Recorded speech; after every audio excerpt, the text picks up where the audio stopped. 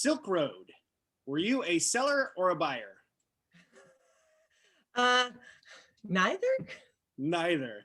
I was a recipient of the weird ancillary benefits. Really?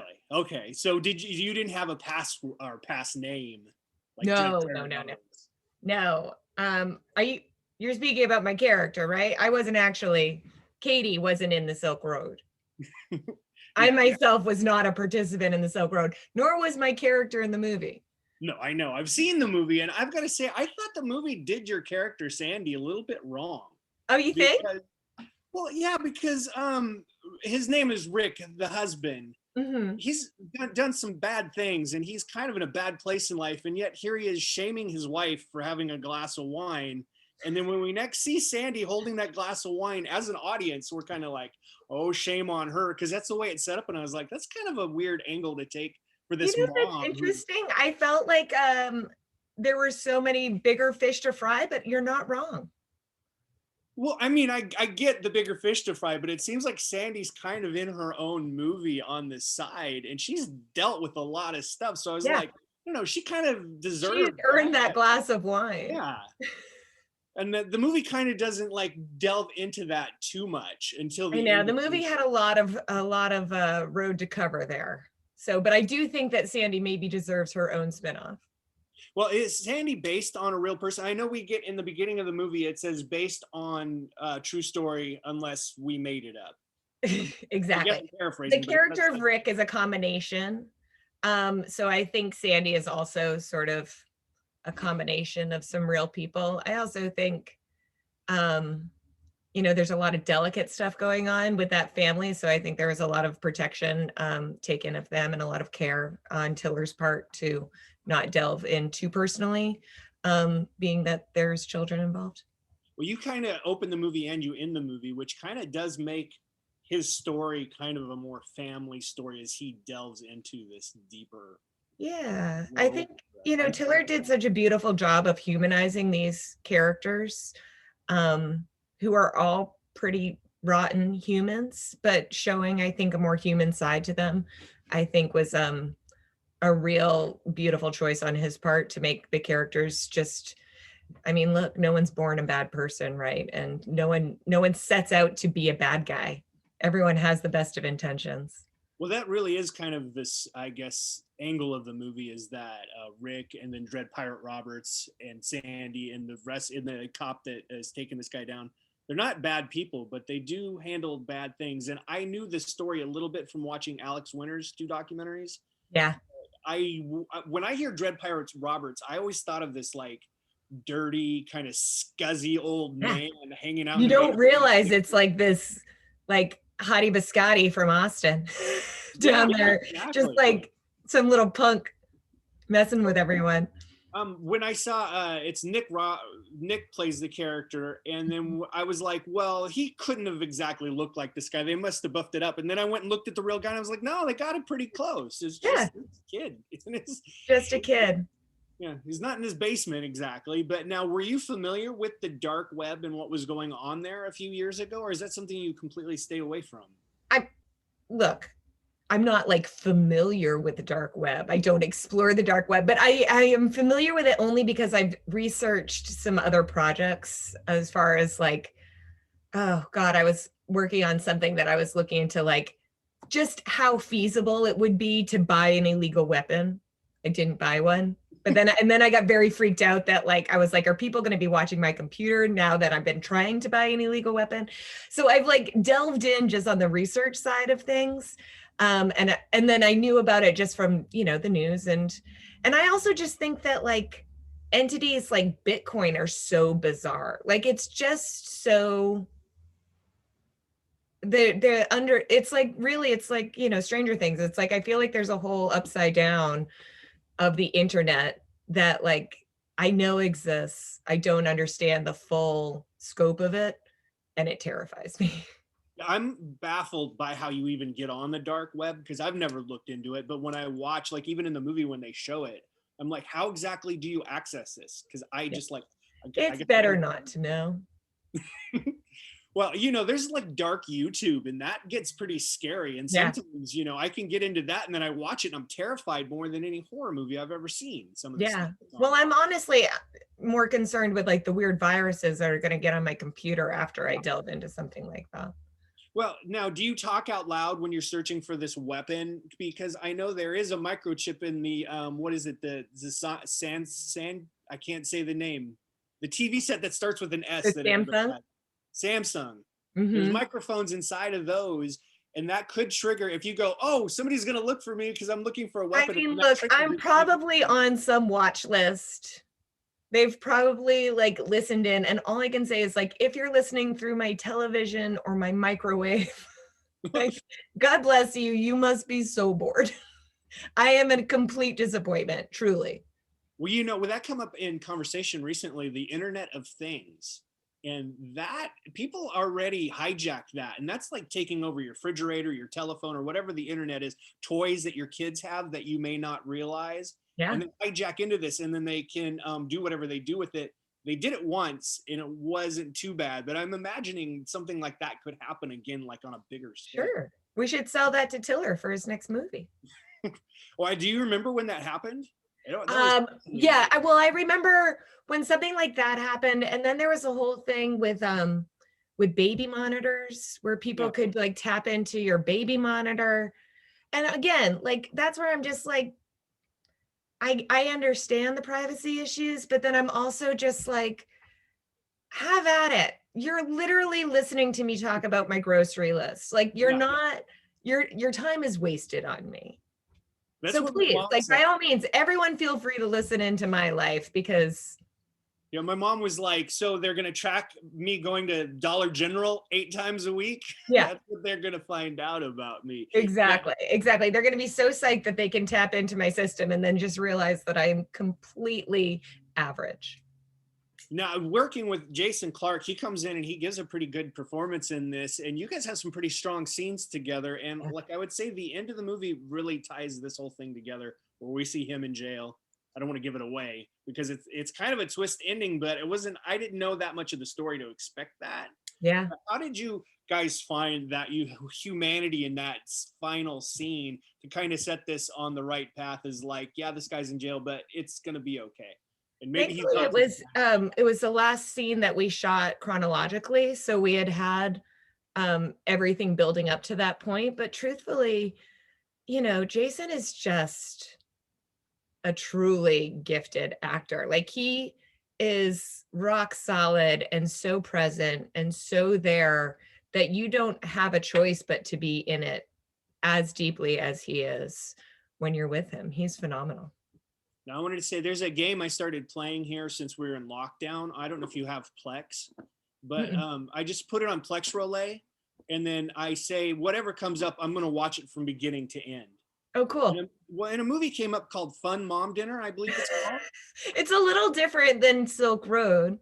It is, but I was like, I had heard that movie and I thought it was just like a knockoff of Bad Moms or whatever. Mm-hmm. And then so I'm like, okay, I guess this is what I'm watching. And I was really surprised. This is a great movie. It was so fun, right?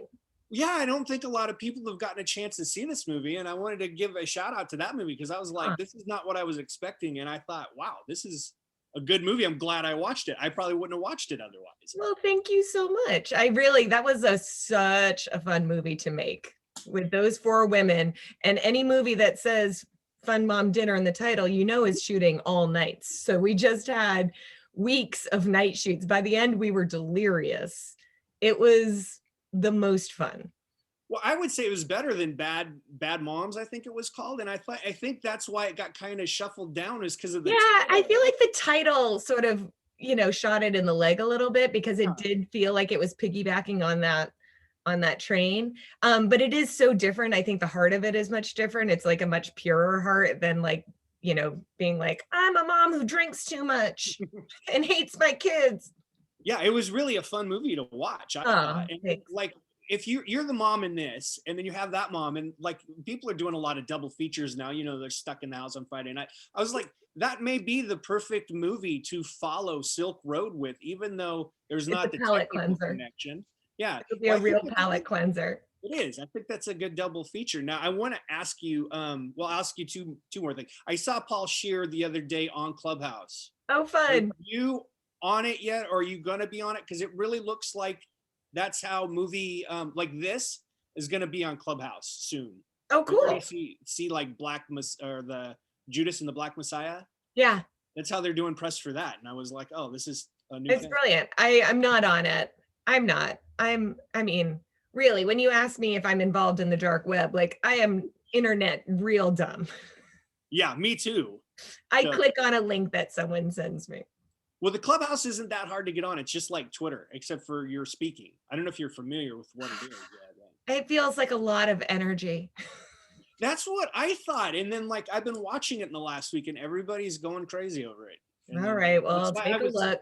I was surprised to see Paul Scheer jumped on there, and he was on Paul, in the here's theater. the thing you That's need what to know about Paul. Paul is always on the forefront of every new social media thing. Like he always was, since the day I met him, has been 2 steps ahead of everyone else. He is very Andre-esque in that way. No, that's a little mean, isn't it? No, I mean it as a compliment. I love Andre. Do you? Yeah. I If love Andre was your friend, Andre Yes, would be, he's the most loyal, most like attentive. He is a good guy. I agree with you. Yeah. And I probably am the Andre. I think I probably like Andre honestly more than any of those other guys. If it was in real life and those were real characters. Oh, that's a different thing, real life compared to watching it. Yeah. I mean, Because, please. Andre is the most fun to love and make fun of and hate on the show. Like he's that guy. But if you ever had to be actually friends with those characters, Andre's your guy. I always thought your character on that show was one of the greatest female characters in a comedy or sitcom ever created. I don't disagree with you. I Well, I think mean, it Jenny was was a real, getting to play Jenny for 7 years was awesome. what was back to back with Dee for a little bit on Sunny, and I was like, those two characters, I think, deserve a place in the sitcom Hall of Fame because I really believe the shows paired so well because of Dee and Jenny. they did. It was excellent. Now, that's what I was going to ask. Is I heard rumors that there was a movie, maybe. It ended in a way that you could always come back and do more seasons because that's what everybody does now. So, what is happening with that? Nothing that I know of, but I wouldn't be against it. I love those guys so much. And I would love to dip back into that world. I don't know how sad it is to now have a bunch of middle-aged people battling over fantasy football. We're not quite as cute as we were when we were 30, but we'll see. I would disagree with that. So I've seen your husband lately. He's looking pretty good. He's doing all right for himself. We're trying to hold on. We're doing our best. Rafi's looking pretty good. Rafi looks exactly the same. Jason Mantzoukas literally does not age. Yeah, all of you guys. So now what do you have coming up next? Because I know you have a couple of interesting projects on the horizon, but it's been a little hard to get out of the house. It's hard to track what's happening, right? So I just actually yesterday completed ADR for a film that's going to come out, I believe, this spring called Shrine, which is a Screen Gems like horror movie with me and Jeffrey Dean Morgan. I'm very excited about. And I'm getting ready to direct my next feature film, which I'm thrilled about. Now, you directed The Freebie? Or I directed The Freebie in a film called Black Rock. Yeah, I've seen both of those. Great movies. I think I actually talked to you about Freebie. I almost forgot about that until just now. Wow. Talking about your directing. I was like, oh, I remember that. Yeah. Because didn't Dax Shepard come in at the last moment? Very last second. Yeah. He replaced someone that we shot like 3 days with, and it just wasn't working out. And then Dax came in like a real hero. Yeah, and Black Rock. That's a great movie. I don't think I realized that you directed that. I mean, I probably knew at the time and I forgot. That's all right. It's been a while. But it's a good movie, though. That's like that's a good follow-up if you're doing double features here. Seriously. I'm really proud of that movie. It's like, Deliverance with Women. It was a real fun, like, feminist movie not before the movement, obviously, but before the most recent movement. And it was a very liberating movie for us to make. Very, very, very difficult movie because it was all exteriors at night on the coast of Maine. So I feel like I had some serious PTSD after making the movie, which is why it's been 8 years since since I directed anything. Now, what can you tell us about the new movie you're directing? It is completely going in a different direction. So the freebie was like a drama, a relationship drama, that was all improvised from an 8-page outline. Black Rock was like a full-on thriller that was fully scripted but strongly improvised. This is a big, broad comedy that I didn't write. And it's financed, so I'm not paying for it for the first time. And I'm not acting in it. So that's pretty much all I can tell you right now. But I'm really excited because it's one of those movies that I like pinch myself every day when I think about who I'm going to get to work with. And it's just like turning and being like, icon, icon, icon, icon. I'm very excited. Who are these icons? I'm not sure I've seen what this movie is exactly. You haven't, and it's not released yet, so I can't talk about it. Oh, you can't tell me who's in it, but they're icons. So what era of icons are we looking at? Like women I grew up just idolizing. Really? So I'm like, you're gonna make me guess. You don't have to guess. I'm not going to tell you, but I can't wait to talk to you about it next year. I was gonna say, are there any John Hughes former cast members in it? Not yet. Not yet, but there could be. Could be, but not yet. Now, as we wrap up here, because I'm almost out of time, with the Silk Road, it really is like, it starts out and you're like, what is this? What's going to happen? And then it really gets intense towards the middle and especially the end. And I really was thrown off by what happened to your on-screen husband in this movie. What are your overall thoughts? You've seen the movie, right? Yeah. What do you think of the movie and how it came out and how why audiences should go check it out when it comes out? I think it's incredible. I think it's incredible because it is a true story, and this is a fictionalized version of a true story, but it's made by a documentarian. So it is fully fleshed out and researched to the detail, but then dramatized and shot in such a beautiful way. The story does have so many twists and turns. The performances, I think, are just like, and it's a story that we all sort of remember hearing, but don't fully remember how it ends. So that's why it's so fun. It's familiar and yet completely exciting around every turn. Just last question. Now, we're not going to see you in your third directorial effort. What else can we see you in coming up soon, or have you just kind of not been anything because of this? Like I said, Shrine is going to come out this spring.